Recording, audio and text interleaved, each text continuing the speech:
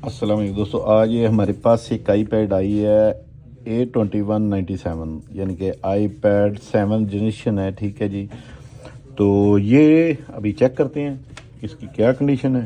ठीक है, ये मैं हमें ऑन करने लगूँ। ये थोड़ी सी हो सकता है वीडियो बड़ी हो जाए, लेकिन देखिएगा ज़रूर, आपके मुतलका ही है। ठीक है जी, यहाँ से मैंने स्विचिंग कराई और ये आप चेक कीजिएगा।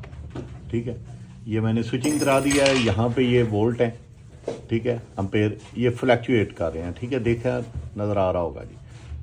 ठीक है, ये वोल्टेज फ्लैक्चुएट कर रहे हैं। अब ये आप चेक करें। ठीक है जी, अगर ये हमारा थर्मल कैमरा, ठीक है, थर्मल कैमरे में रखते हुए हमने चेक किया। कुछ लोगों को शक ये पड़ता है कि ये अगर पावर आईसी हीटअप हो रही है तो पावर आईसी ख़राब है, तो ऐसा नहीं है। ये U2 लगी हुई है। ठीक है, तो ये U2 शॉर्ट है। अब इसके अंदर जो मेन प्रॉब्लम जो आपको बताने की कोशिश कर रहे हैं जनाब, वो ये है कि देखें, हमें थर्मल से पता तो चल गया कि इसकी U2 ख़राब है, लेकिन ये हमें कैसे पता चला है कि जनाब ये ऑन क्यों, ऑन तो कम से कम होनी चाहिए, ये ऑन क्यों नहीं है, ऑन क्यों नहीं हो रही, मेन चीज़ ये हमने देखनी है। ठीक है, तो इसकी U2 के अंदर 3 किस्म की सप्लाइयाँ होती हैं। ठीक है, वो आपने चेक करनी है। ठीक है, एक होती है S2 की 1.8 वोल्ट। ठीक है, उसके बाद एक होती है क्या नाम है 3 वोल्ट की, लेकिन वो आउटपुट की वोल्ट होती है। उसके बाद इसके प्रोटोकॉल्स की, जिसमें डाटा लाइन और क्लॉक लाइन है। ठीक है, SCL और SDA ये हमारी आ गई। ठीक है, ये आप चेक करें SDA और SCL, क्योंकि ये जो है ना जाती हैं जनाब सीधी सीधी प्रोसेसर के अंदर, और ये एक बूस्टर डिस्प्ले बूस्टर आईसी के अंदर भी जाती है, पावर आईसी के अंदर भी जाती है। ठीक है, तो ये जितनी दोनों जो है ना डाटा लाइनें, ठीक है, ये अभी ये आप चेक करें, ये ऑडियो के अंदर भी जा रही है। ठीक है, ये दोनों के अंदर, ठीक है, ये सप्लाई जा रही है। तो ये अगर हम वहाँ पे वोल्ट चेक करते हैं तो वहाँ पे 1.8 वोल्ट नहीं बनेंगे। बेशक आप पीछे से केबल लगाएं या कुछ करें, वहाँ पे वोल्ट आपके नहीं बन रहे। यहाँ पे आपके वोल्ट अगर आ भी रहे हैं ना इस तरह ऑन करते करके सप्लाई के ऊपर, तो वोल्टेज फ्लैक्चुएट करेंगे।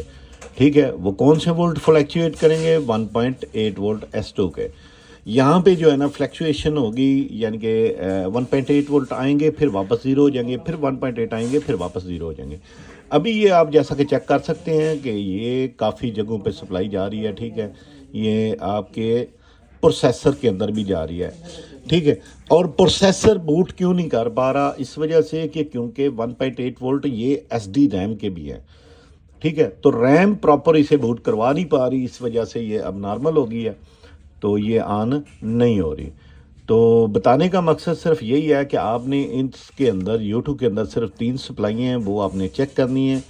ठीक है, तो अगर तो सप्लाइयाँ स्टिल हैं तो बन रही हैं, तो इसके मुतलका फिर और चीज़ ख़राब हो सकती है, प्रोसेसर लूज़ हो सकता है, मेमोरी चिप लूज़ हो सकती है। लेकिन यहाँ पे हमारी जो है ना ये सप्लाइयाँ नहीं बन रही, 1.8 वोल्ट और उसके बाद ट्राइस्टार के 3 वोल्ट। ठीक है, ये अभी मैं दिखाता हूँ आपको, ये आप चेक करें।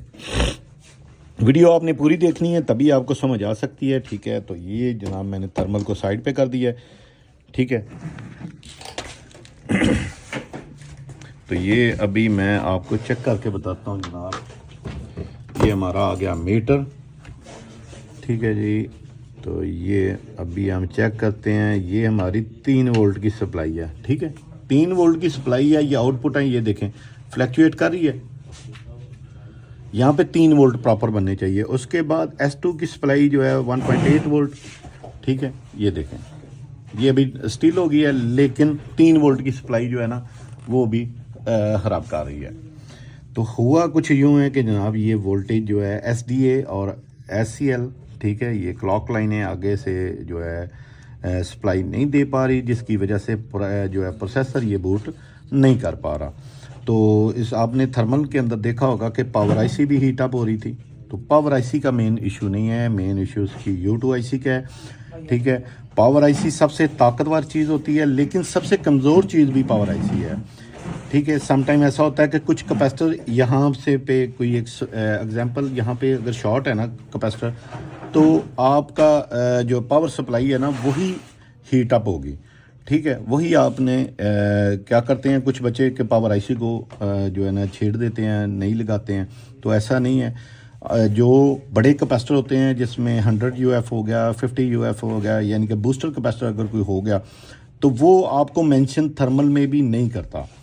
तो ये आपकी अपनी स्किल है, अपना डायग्नोजिंग सिस्टम है, तो आपने उसके ऊपर काम करना है, ना कि आपने सीधी सीधी पावर आईसी उतार देनी है। अभी मैं यूट्यूब उतार के तो आपको दिखाता हूँ।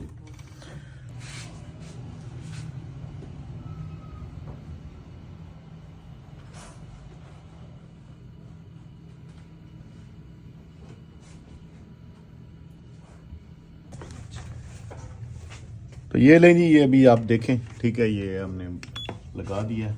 तो ये देखिएगा कि ये ऑन किस तरह नहीं है, ठीक है। अगर किसी बेवकूफ़ या नाड़ी के हाथ लग जाती टैबलेट, तो या तो सीपीयू जाना था या फिर पावर आईसी, ठीक है। ये आप चेक करें, ये टैबलेट हमारी ऑन हो गई है,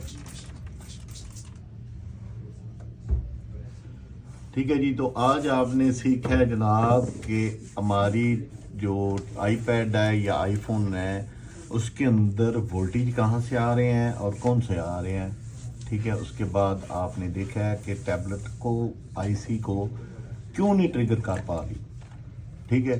यानी कि एक आईसी ख़राब होने की वजह से जो टैबलेट है वो अब नॉर्मल हो गई थी, बूट नहीं थी कर पा रही। तो ये रहा हमारा थर्मल कैमरा, ठीक है।